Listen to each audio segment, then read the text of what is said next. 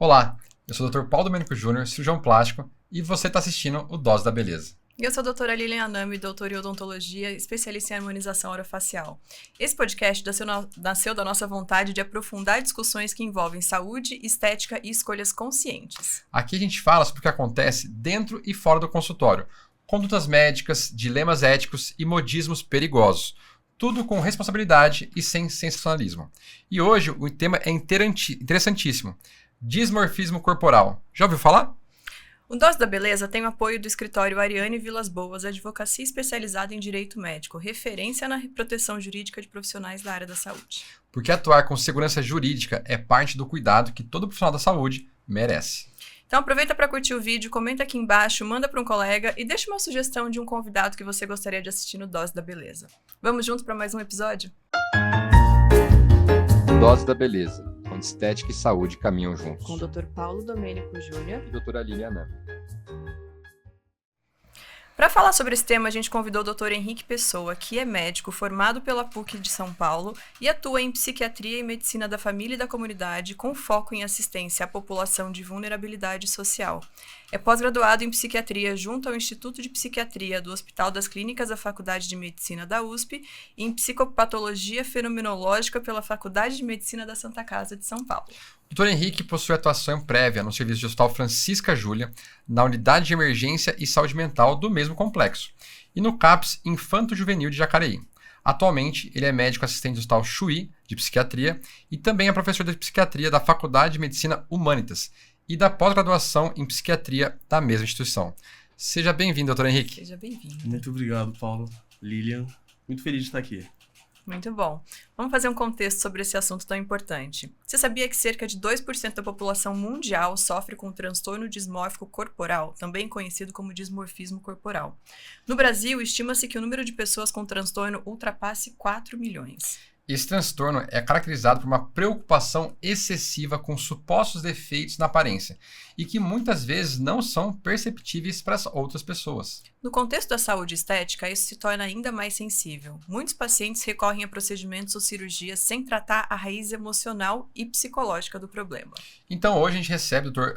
Henrique Pessoa, psiquiatra, para conversar sobre o diagnóstico, acolhimento e conduta ética com esses pacientes. Henrique, vamos lá.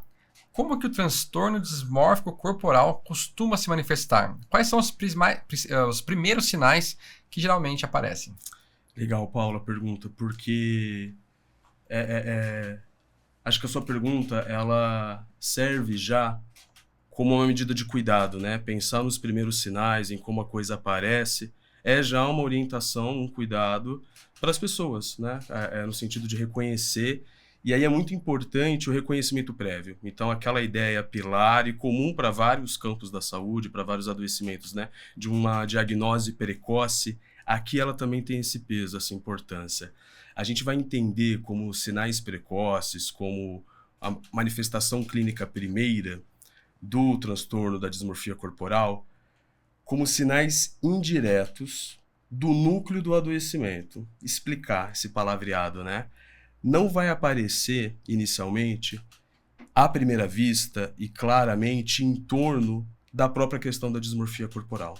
Então, a abertura dos casos acontece predominantemente na adolescência, de maneira mais aparente já para o fim da adolescência, e esses sinais indiretos, que são os primeiros sinais, normalmente eles têm a ver com uma mudança de comportamento social, aquilo que é relacional, da relação. Então, de maneira mais clara, no bom português, o adolescente ele vai ficar mais introspectivo, mais isolado, mais tímido. A gente observa uma mudança no que é um padrão de relacionamento. Então, existe um costume, existe uma história já marcada na biografia daquele adolescente ou daquele adulto jovem, do quanto que ele sai, do quanto que ele se expõe, como que ele estabelece esse espaço social dele. Isso começa a ser diminuído como um efeito secundário do núcleo do adoecimento mesmo, que é a dismorfia corporal. Como primeiro sinal, aparece isso. Os segundos sinais que vão ficando mais aparentes, mais à vista, eles têm a ver com uma parte do adoecimento também, que a gente vai chamar na psiquiatria de compulsão, componente compulsivo, né? Então a dismorfia corporal, ela está dentro de um grande guarda-chuva, um grande escopo, que é o escopo das obsessões, as síndromes obsessivas, né? Tem vários diagnósticos possíveis dentro das obsessões. E aqui que a gente vai entender como obsessão. São pensamentos que vão gerar prejuízo, sofrimento. São pensamentos que estão dentro da ordem do adoecimento. Então, no bom português, é um adoecimento, é patológico nesse sentido, né? E a partir da obsessão e do sofrimento que a obsessão causa, o paciente ele pode desenvolver a outra perninha do sintoma, o outro ramo, que são as compulsões. As compulsões elas têm a finalidade de tentar solucionar o sofrimento da obsessão. Então, eu sofro da compulsão por conta da obsessão. Eu tenho um pensamento, para escapar desse pensamento, eu começo a desenvolver um comportamento. A gente falou sobre a timidez, sobre o isolamento, esse adolescente vai sair menos. Outros comportamentos, aí já compulsivos. O adolescente ele vai tentar, o adolescente, o jovem adulto, fora dessa faixa etária também, ele vai começar a criar rituais e comportamentos para camuflar, para escapar do objeto do problema da dismorfia corporal. E aí eu falo da dismorfia corporal, né?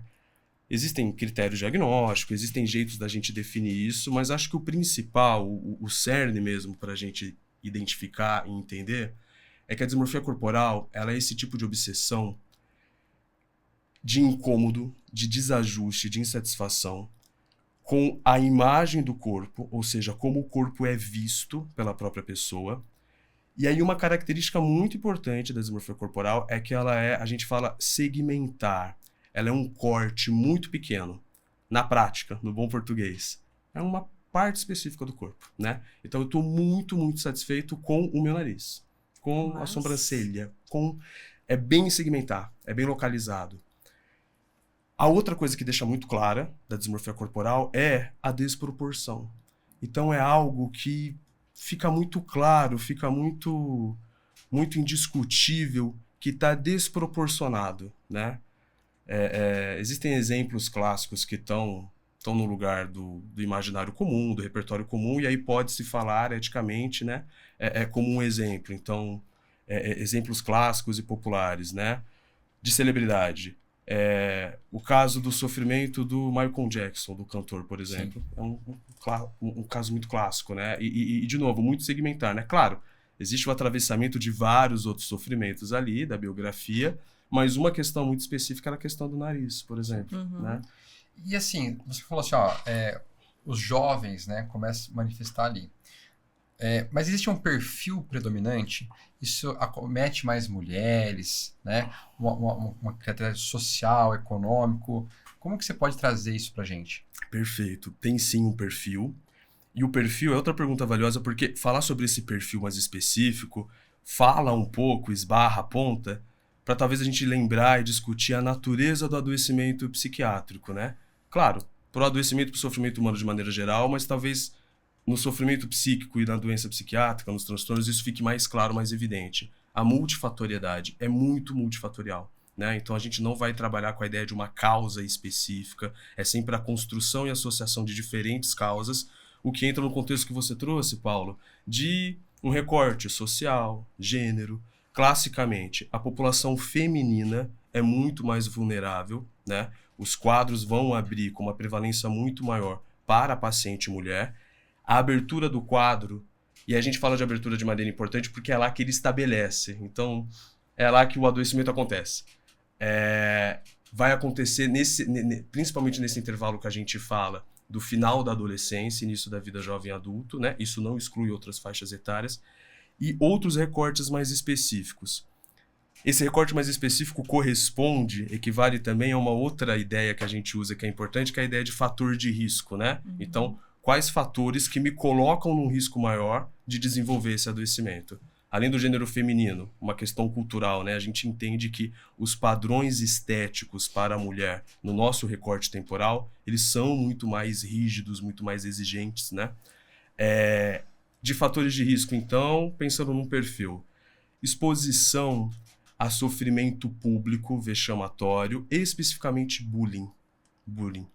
Ambientes infantis, de desenvolvimento infantil, sobretudo familiares, de insegurança afetiva. Uma coisa que aparece muito no consultório, muito, muito comum em algum momento, aparece a lembrança episódica de uma fala parental. Então, mãe, pai, alguém muito importante na formação acusou, falou de maneira descuidada de uma característica física daquela criança. Isso marcou. Marcou, dura.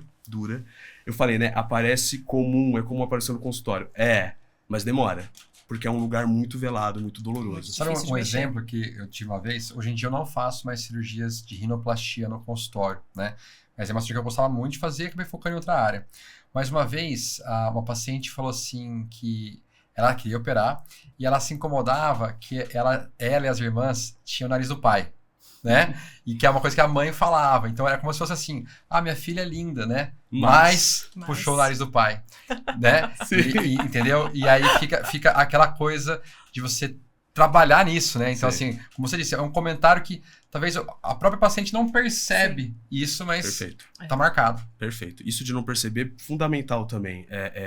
Inclusive, parte da terapêutica a gente vai ver, existe muito esse espelho, né? Na medicina no geral, mas eu vou falar da psiquiatria, né? Esse espelho, esse negativo de encontrar uma arquitetura central do adoecimento e ela mesma acusa um lugar de intervenção do cuidado, né? E esse é um ponto. A falta de percepção. Na descrição do adoecimento, isso também importa, né? Existe uma variação, menos, mas de qualquer forma, mesmo que diminuído, existe um prejuízo da percepção. O termo técnico que a gente usa é crítica da realidade, né? O insight do adoecimento. Perceber o adoecimento. A pessoa não entende muito bem essa desproporção, né? O exemplo de celebridades pode ser útil para a gente ilustrar, porque a celebridade no lugar estético de modelo, né? Então, outra celebridade que é conhecimento público, pode-se falar, né? Megan Fox. Bom, é pouco questionável, né? Que é uma mulher bonita, né? É o senso comum, né? Corresponde a um sex symbol, corresponde a um ícone. Sofrimento terrível, né? De uma questão. Então, aí aparece a desproporção e a falta de percepção da pessoa de, olha, tá fora de lugar essa autoavaliação, essa autopercepção. Então, de fato, eles não percebem, né? A fala sai quase que escapando, né? E como que a gente diferencia uma insatisfação estética comum de um quadro de dismorfismo? Perfeito. Outra pergunta valiosa também, né? Porque a gente pode ter o sofrimento no polo oposto, né? Fico pensando, alguém ouvindo a nossa conversa e, de repente, começar a se preocupar e se alarmar demais. Nossa, será que eu tô doente? Tá acontecendo isso comigo? A gente fala da síndrome do interno, né? Eu dou aula lá na faculdade. Os alunos, quando eles começam na formação médica a passar nos estágios, tem um sofrimento comum, né? Então, o cara passa na cardiologia, o aluno lá, 4º, 5º ano, ele vai falar, nossa, isso acontece comigo, acho que eu tenho esse problema. Na dermato, onde ele passa, ele... Então, um índice muito importante é a gente pensar de novo na ideia de proporção. Isso para o adoecimento, de maneira geral, né?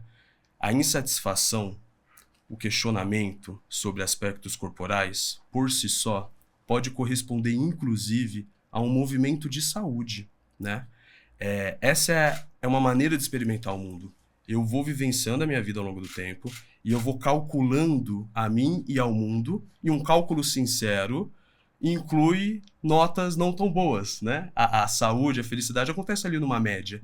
E isso é um símbolo de saúde, né? Ser feliz numa média, né? Sem grandes exigências. Sem o extraordinário. Isso, sem se fiar, se lastrear nisso. Uma insatisfação que ultrapasse essa capacidade de uma generosidade, que perca a proporção adequada na persistência, no tempo, no acometimento de outros campos de vida, como isso vai aparecer na forma de sintoma, por exemplo. De novo, a preocupação desse adolescente, desse jovem adulto, com uma característica muito pontual do corpo, está custando para ele sair de casa, ir para a escola, evasão, abandono escolar, ir para o trabalho, se relacionar, né? Solidão. Então, começa a consumir outros campos de vida, prejuízo laboral, às vezes, a questão da compulsão dos comportamentos, né? Então, a pessoa perde horas, ela gasta um esforço muito desproporcional, descomunal, para disfarçar uma característica, para uma maquiagem, para um uso de roupa que vai causar inadequação, para esconder essa parte do corpo que causa o sofrimento para ela, E o outro ponto, que é um pouquinho mais discutível, é o próprio objeto. Então, a crítica também é desproporcional. Como que isso vai acontecer na prática? Você vai ouvir dos amigos, vai ouvir da família. Olha, entendi, né? Eu tinha muito... Às vezes ainda tenho, né? Tem uma coisa no meu nariz. Se eu fosse fazer alguma coisa, eu faria no meu nariz. Às vezes eu acho meu nariz meio gordo, meio... Enfim.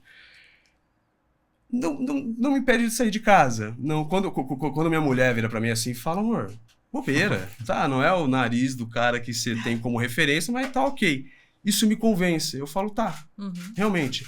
Pro meu paciente com a dismorfia, não. Ele de fato enxerga e acredita nessa proporção errada. Para ele é terrível. Para ele é muito, muito, muito desajustado e causa esse sofrimento global, quase. Não, isso é fantástico. Eu tenho um caso. Eu sou cirurgião plástico, então assim, a gente tem que ter alguma experiência de avaliar. Tem uma frase que eu já disse em outros episódios, né?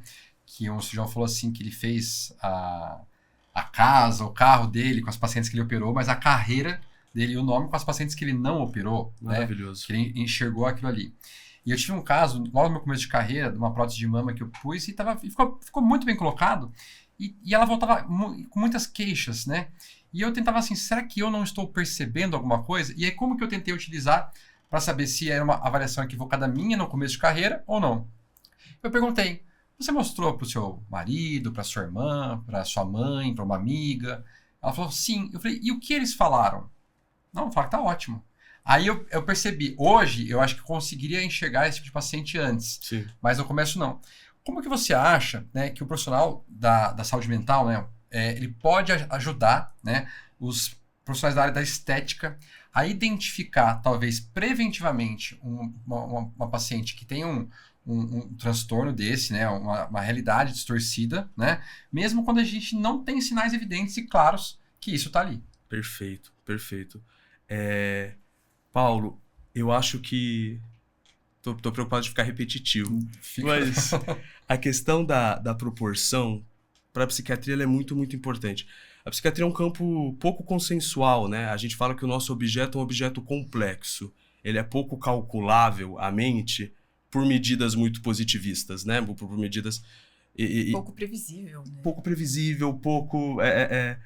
Essa subjetividade, uma coisa que nos ajuda muito, né? Nesse sentido, é a questão da proporção. Então, e aí, duas coisas que eu levaria, né? Você falou do começo da carreira e da sua percepção.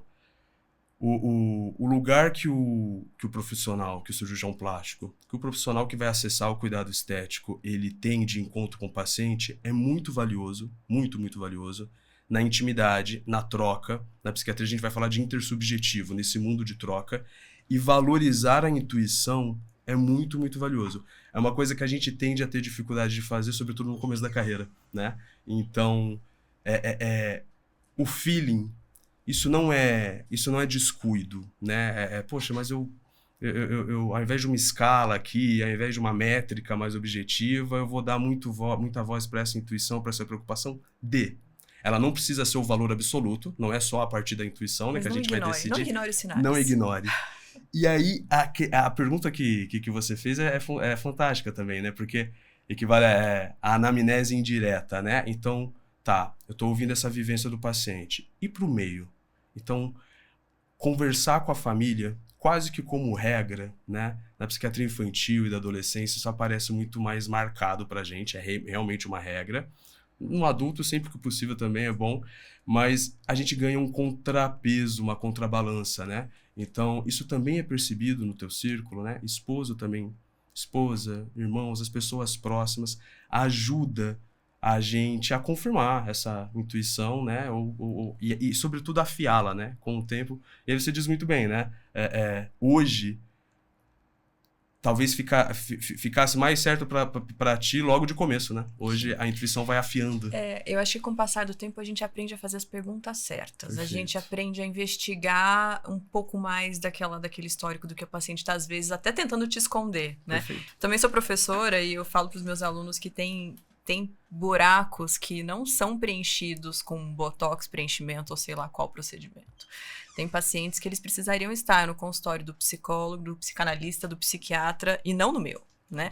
E conseguir dizer não, ou conseguir rastrear esse paciente antes de entregar alguma coisa que, às vezes, por melhor que seja o resultado que você como profissional da estética esperava, não é suficiente, né? Para cobrir esse buraco que não tá ali. Acho que a discussão, né, desse sofrimento, do transtorno da dismorfia, também serve de exemplo para a gente pensar o valor do trabalho conjunto, né? Porque esse cuidado de perceber essa dinâmica, né? O que preenche esse buraco? Esse buraco convoca o cuidado de quem? E aí eu completaria ali, de mais quem? No sentido de, especificamente para esse sofrimento, né?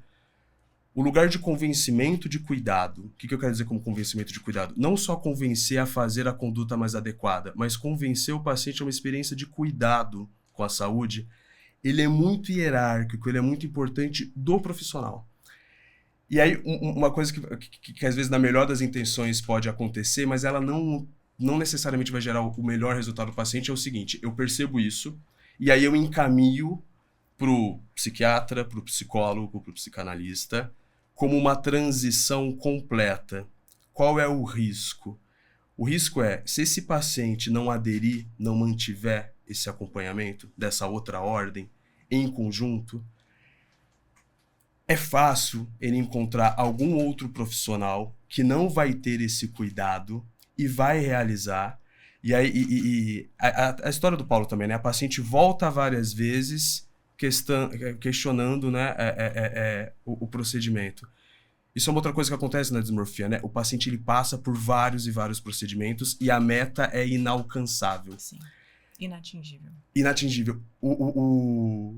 O cirurgião fez a carreira dele, mas com as cirurgias negadas, né? Na psiquiatria a gente fala, né? É mais difícil não prescrever, muito mais difícil, né? Fala, olha, vamos voltar daqui a um mês e acho que dá para esperar um antidepressivo. Porque a gente foi ensinado que a gente tem que tratar. Perfeito. A gente foi ensinado que, entre aspas, a gente tem que resolver. Exato. Então, assim, e eu falo isso, você quer falar assim, mas eu acho que eu consigo, aí vem nosso ego. Exatamente. Né? Não, eu acho que eu consigo melhorar um pouco mais, mas isso, mesmo que você melhore esse um pouco mais que você acha que você vai melhorar, você não vai conseguir atingir o objetivo que ela queria. E é uma coisa interessante, eu tenho alguns colegas que eles começaram a pôr de rotina nas pacientes que iam operar com eles. Isso é muito comum em quem faz rinoplastia, porque nessa questão que você falou, olha, geralmente começa com um pedaço do corpo, o nariz é muito comum, e essas pacientes tinham que passar uma consulta presencial online com um psicólogo, por exemplo, né? Legal demais. Só que a maioria acabou abandonando isso, porque é impossível com uma consulta também se dar um diagnóstico, uma conduta. Sim. Né? Você precisaria ter talvez uma coisa de longo prazo, porque é difícil. Quando a gente fala de tratamento, né? Existe algo medicamentoso, psicoterapia? O que a gente tem que buscar? Existe cura. Existe cura, existe a possibilidade de cura.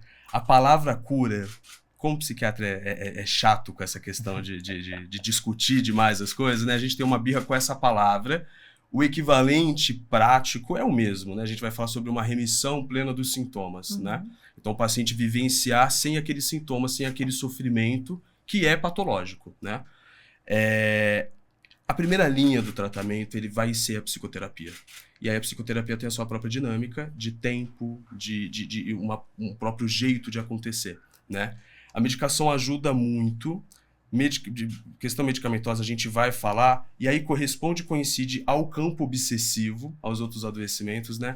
Os antidepressivos, eles vão agir, né? Sobretudo uma classe específica, inibidor seletivo de recaptação de serotonina, é a nossa primeira opção. Eles atuam muito bem nesses sintomas de obsessão que se parecem muito com ansiedade. É uma outra estrutura, uma outra coisa, mas se parece muito, né? Então, esse pensamento que invade, que domina o tempo todo, que acusa, é um pensamento que parece que vem de fora, né? É um pensamento que é sempre acusatório. A medicação ajuda muito, muito nesse sentido. Mas, principalmente a psicoterapia, porque, como a gente está esbarrando aqui, né? É mais do que a questão corporal, é mais do que uma descalculia para perceber a proporção exata do que tá. Do problema. Não, tem a ver com várias outras questões, né? Então, a fala do pai, a fala da mãe que falou que o nariz lembrava o pai. É bonita, mas... Esse vírgula mais, né? Tem uma coisa interessante que a gente acabou não falando aqui, que eu acho fundamental nos dias de hoje, que são as redes sociais. Perfeito. Né? Com certeza. E a gente tem uma coisa que era muito comum quando a gente falava de dismorfismo, né? Era aquela pessoa que queria estar sempre mais magra, tá? Só que hoje a gente tem um boom da malhação, da academia. E até tem um nome específico para o transtorno, né? Para a pessoa que é a vigorexia. Isso, exatamente. Né? Porque existe essa comparação. Então o cara, poxa, é muito comum você ver um cara que é fisiculturista e você fala assim, cara, eu achei que 10 anos atrás estava bom já. E aí a gente entra num outro ponto, né? Que o normal de quem faz dieta e exercício físico mudou com o uso indiscriminado dos anabolizantes e a gente tem um novo normal, né? Exato. A gente entra na academia, a gente olha para os lados e é diferente. É diferente do que se tinha 10 anos atrás. Eu lembro que eu voltei a malhar uns 4 anos e eu lembro que eu voltei e falei assim, caramba, porque antigamente você tinha 1 ou 2 muito fortes, né? E assim, e agora mudou. Nessa questão do tratamento, como que você faz, talvez, essa desintoxicação de redes sociais, essa comparação? Como que é possível abordar isso com o paciente? Porque deve ser muito difícil. Você sai, mas aí você abre o seu celular e, poxa, tá ali. Você fala assim, mas ela, não, eu acho que o que eu conversei mudou, porque aqui, ó, eu quero isso aqui. Perfeito.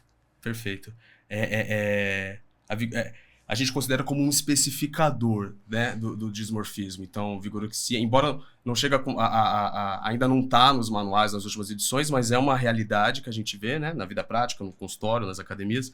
E um outro nome é a dismorfia de musculação, majoritariamente para o público masculino, né, então quase que um subtipo para o público masculino. O convencimento, então, a gente vai olhar para essa questão da rede social, do convencimento, que extrapola e cria novos normais, né? A gente vai olhar para isso fazendo uma analogia com os mecanismos de adição, de dependência, né? Então, como que a gente enfrenta, cuida dos aspectos de dependência? Dependência no sentido, tudo bem, é difícil a gente largar o celular, a gente fica o tempo todo com a atenção recrutada para isso, mas mais do que esse sentido, no sentido de convencimento, né? Existe um convencimento da vontade nas dependências, né? Deixar de cessar tabagismo é difícil porque a vontade está muito convencida disso, né? A gente não vai brigar com o convencimento direto com ele. A gente pode falar que é uma disputa que a gente vence por WO. A gente vence ignorando ele. Excelente. E aí, traduzindo esse ignorar, a gente precisa enriquecer os outros campos vivenciais. A dedicação que uma vigorexia exige do paciente centraliza e ocupa toda a vida dele. Isso implica ao empobrecimento de outros campos. Certamente. Né? Então, a conta não fecha. A conta não fecha, não dá. Então, e aí de novo, né? Novas medicações acessíveis, uma cultura mais permissiva, né? Hoje não assusta mais tanto, o que antes eram 2, 3, que estavam lá, o rato de academia daquele tamanho, hoje é uma coisa muito, muito mais comum.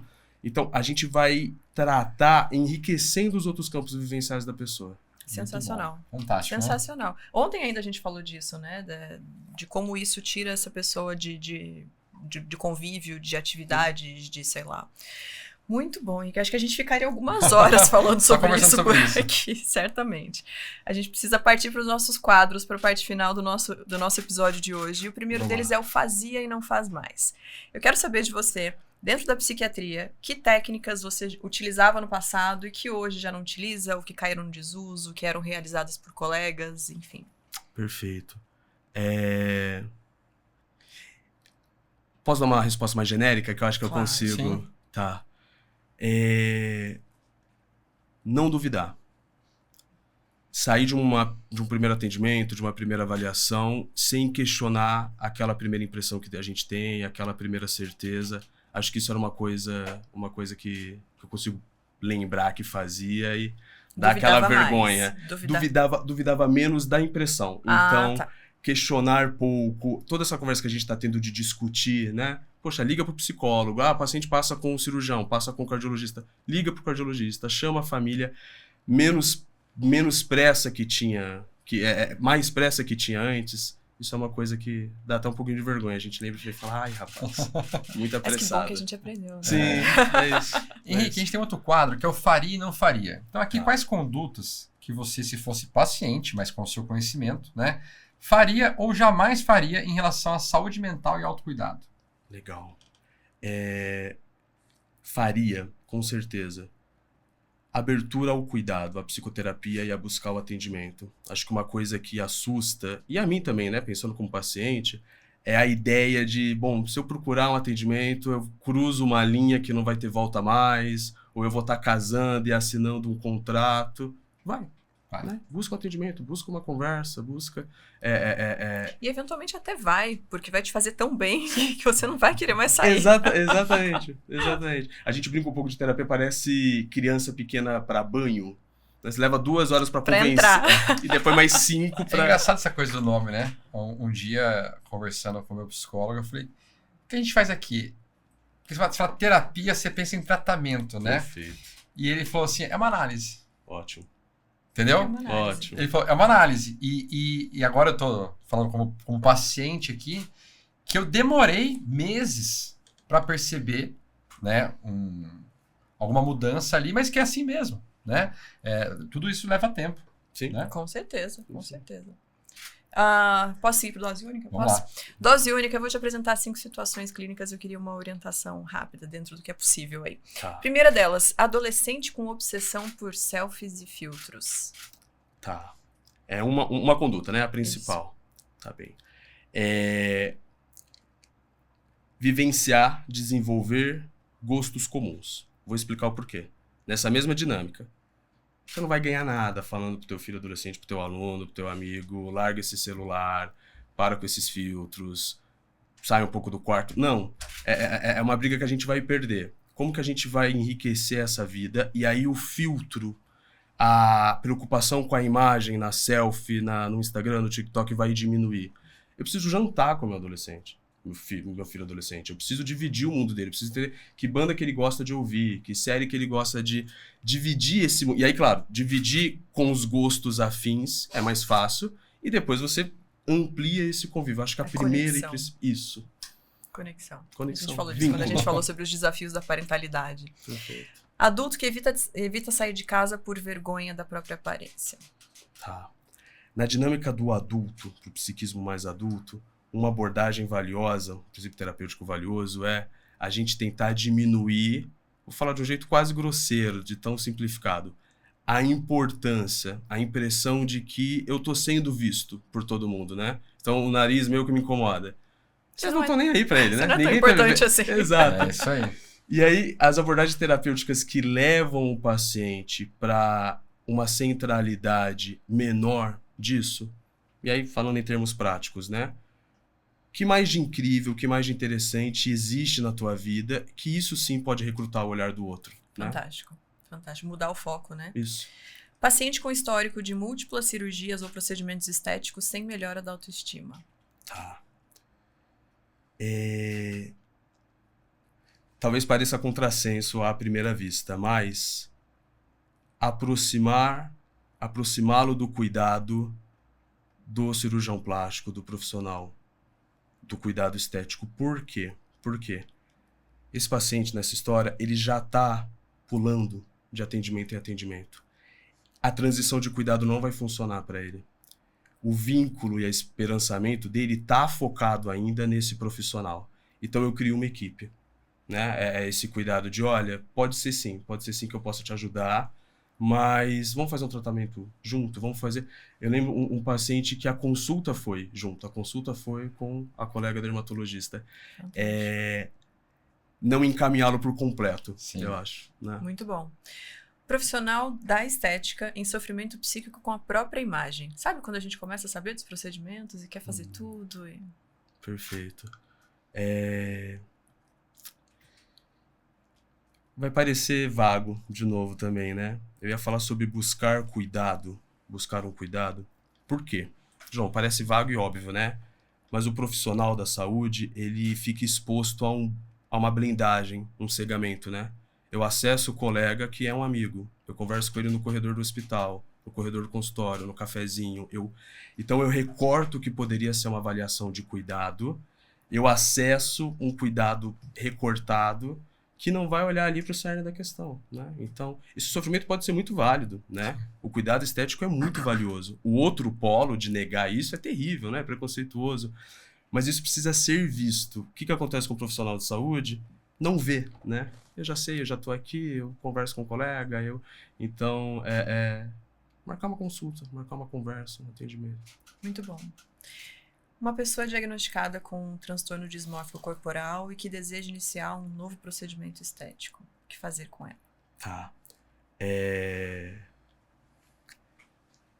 Eu acho que pensar principalmente, planejar, pactuar o acompanhamento a posteriori, o acompanhamento depois. Por quê? Seria o mais fácil, talvez o mais óbvio, a gente responder. Tem o transtorno dismórfico, não vamos fazer o procedimento. Essa conduta assim tão protocolar, tão mandatória, não necessariamente é o que vai ajudar o paciente, né?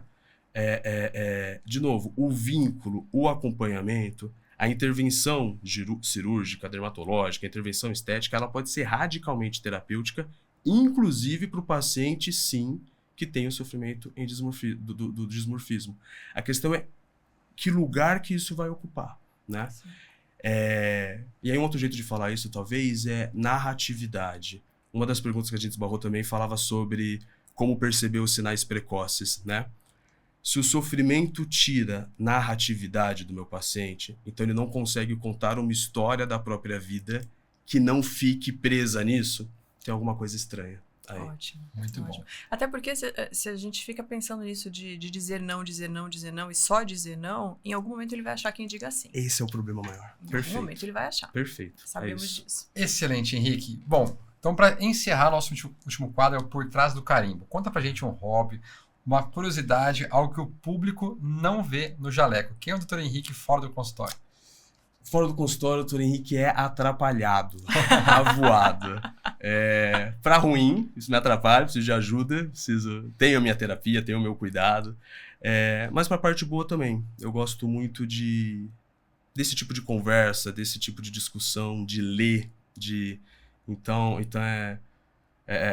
sentar numa mesa com um amigo, corro o risco de ficar 8 horas, corro. Acho que é um atrapalhamento que aparece do jeito bom e do jeito ruim.